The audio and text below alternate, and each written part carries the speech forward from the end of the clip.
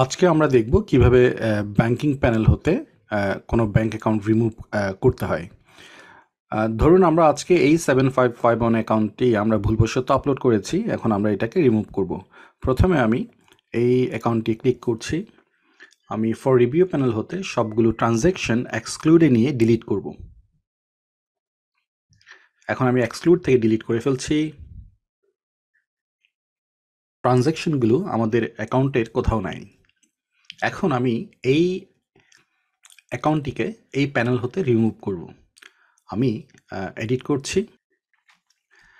Disconnect this account on save ticked on করলাম, then save and close.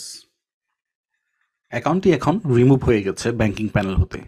আমি chart of অ্যাকাউন্টসে গিয়ে যদি দেখি, আমি সেই অ্যাকাউন্ট, আমি এখানে কোনো ট্রানজ্যাকশন আর দেখতে পাচ্ছি না। Thank you.